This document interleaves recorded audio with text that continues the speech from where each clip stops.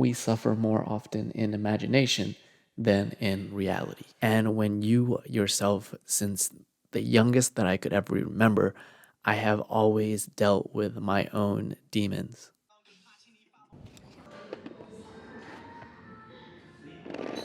And if you haven't watched the other video, go watch that first, where something horribly happened to me through a really bad relationship.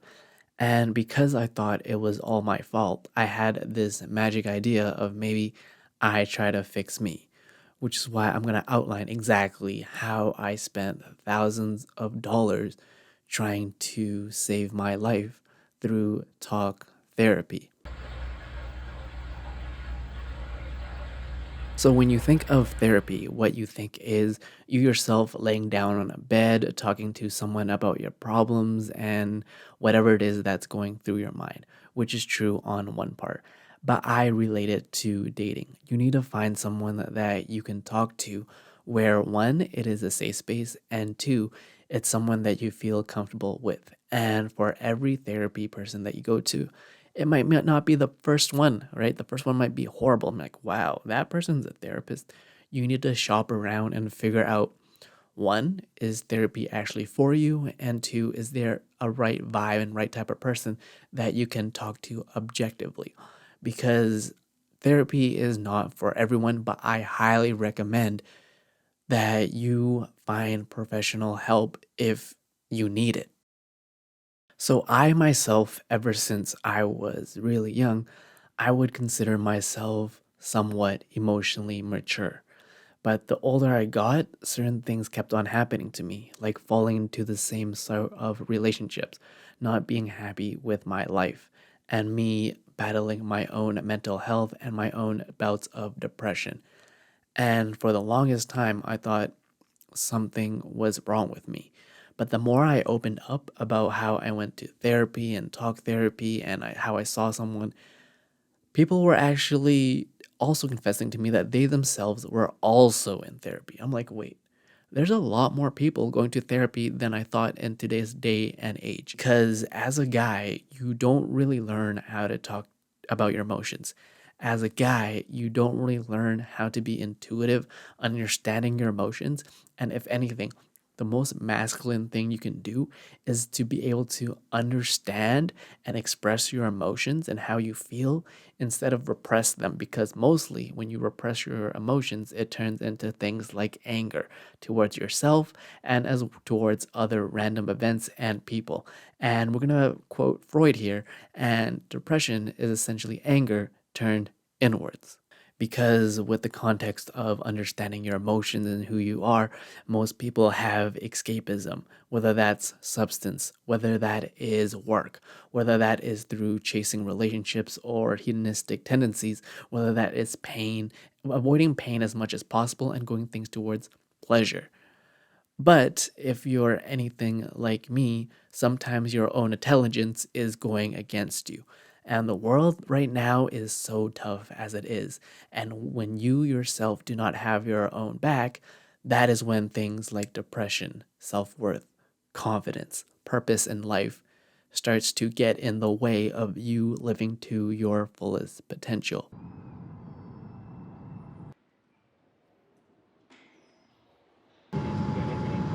And I have been going now for, I would say, 2 years on and off. And here are the findings that I learned about myself. And if you want to save yourself thousands of dollars in time and whether or not figuring out therapy is worth it or not, listen to what I have to say. Because I've talked to people where people just ignore their past.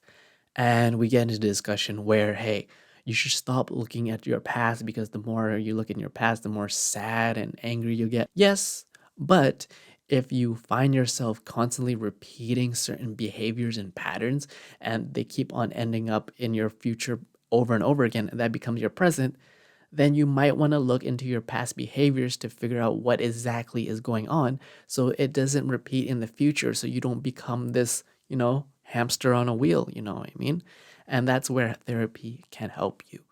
So, one of the things I started to learn going through therapy is understanding my emotions better, understanding how I feel. So, the basic principles of learning your emotions is I put this on a diamond, is what my therapist says.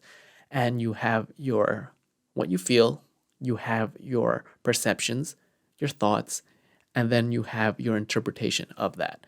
So, everything that happens to you, you're not really responding to that thing. You have your perception, right? What you see. You have the stimulus, right? It gets interpreted in your brain. And from there, that is your thoughts and perceptions, creating an emotion out of whatever that is you're seeing. So, for example, a person cuts you off in traffic. Your initial knee jerk reaction is like, hey, F you, you just cut me off, bro. What the heck? You have anger. But what's actually happening is you see someone cutting you off, you see that person is the stimulus, it's a car cutting you off, you invokes you fear, danger that could have killed me. In reaction, you are having actually anger because that person almost risked my life. So there's a heightened sense of fear. So the second thing when it came to me and my own interactions with therapy is that I realized that I was carrying a lot of baggage.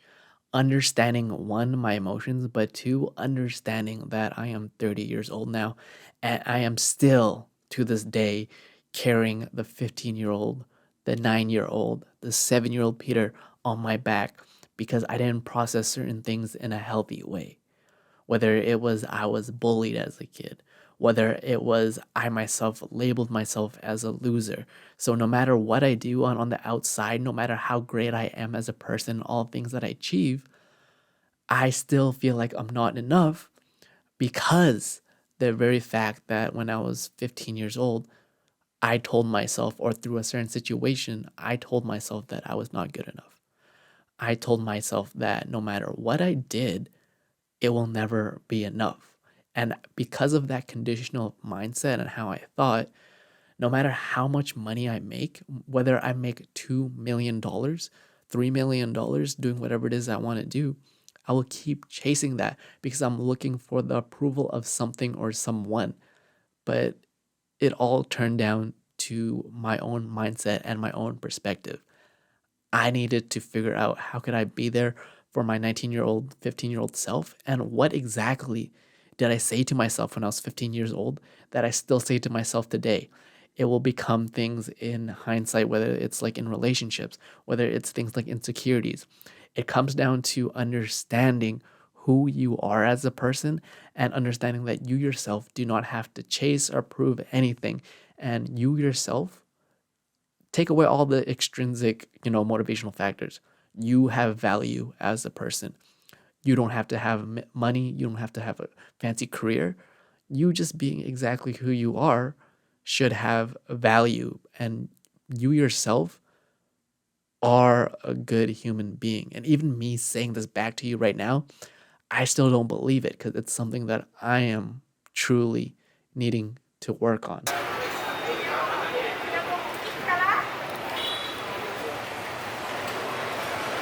And the third thing when it comes to me working through therapy and what I've figured out and what still trying to figure out is a concept called learned helplessness. So there was a scientific study where dogs would constantly get shocked if they hopped over a fence, but they would keep getting shocked. So because that they would keep getting shocked when they jumped over the fence, they just stopped jumping over the fence completely. Humans also have the same tendency where you keep trying a thing over and over again and you fail repeatedly, you eventually just give up. So it is a learned behavior of helplessness. So you start labeling yourself a loser. You start labeling yourself, oh, I have depression, I have anxiety. You may or may not do, but you haven't thought of ways where you can actually get out of it. So in that study where the dogs were able actually to change their maneuver so they wouldn't get shocked, but guess what? They didn't. They just kept doing the same thing over and over again to the point where they just gave up. And humans are very similar. A good example of this is getting rejected for the very first time about a girl that you liked a lot. You get hurt so bad and she makes you feel like a piece of shit and you yourself don't want to go out and date and put yourself out there again, even though there might be someone better for you in the world, right? But because how the brain works and how most people don't have a sense of self and security, they don't try. So after going on 2 years with occasional month bi-weekly therapy sessions, did it completely change my life and I'm a completely new person? No, right? It takes a lot of work and effort to whether or not, you need to decide for yourself, is it for you? But I highly recommend, if you're considering it, that it is for you. If you're someone who has a strong sense of worth and you yourself feel like you don't really have anything to work on, then hey, you know, who are you to listen to? But if you're someone who constantly struggles with their self worth, constantly struggles with, I don't know who I am, I don't know what I'm doing. Hey, P.S., most people don't know what they're doing. And you're constantly trying to figure out who or is it or what's going on? Why do I keep falling for the same type of girl or guy in my life? Why can't I find fulfillment? What is actually going on with the drama that I have and this narrative that I have in my head? Because the cheesy thing about life is that it's all an inside game. It's all the stories that you have told to yourself. And when you're 8 or 9 years old, you're not emotionally developed yet. So you start telling really horrible and mean things to you at a very young age. And because of that, it projects and goes forward into now your adult body. But guess what? Things that saved you and protected you when you were younger doesn't necessarily be productive and are constructive to who you are as a human being today. And the TLDR of that is that you forgot how awesome and good you are of a human being, and no amount of fame or clout or money needed to be had to realize that you are a great person. It just comes down to the fact that sometimes, somewhere along the lines, you weren't there for yourself. Some of our thoughts and conclusions on whether or not you should take talk therapy is yes, if you're anything, you struggle mentally and have these roadblocks, because yes, you have your friends that you can talk to, you have people that you can confide in, but are they objective? Because chances are they are very biased and looking towards a certain way. And it is one form of therapy where it can literally change your entire outlook on life. It might even save you if you're in such a dire need. And am I completely saved and healed? No, man. Like, life is this ever ending journey and figuring out why it is that the way that I am and how do I finally find fulfillment in the things that I want. Because I am still learning things about my own self worth and self confidence. Because for so long, you grow up with this mindset of being invalidated, right? Going around where people gaslight you and you don't have a sense of who it is that you really are. You forget how great you are. And it's something that I am still struggling with and working on to this day. It's a never ending process. And for some, you might move on and just kind of repress it, but trust me, it will come back to bite you in the long run. But that's my 2 cents. What do you guys think about therapy? Is it for crazy wackos or should you actually consider it? What you talk about my own thoughts and opinions on this whole concept of understanding emotionally who you are. Because the minute that you have a sense of self worth and self confidence and meeting your own needs, you realize that a lot of your life you have not processed what exactly that happened to you when you're 8 years old, you're 9 years old, you're 15-year old. Whether it's that things that your parents told you, people have told you some horrible things could have happened to you, but instead you were 8 years old, harmless, and no one told you that it's okay to feel whatever it is that you're feeling. Because I still suffer a lot from things like depression and anxiety episodes, but sometimes, it affects me.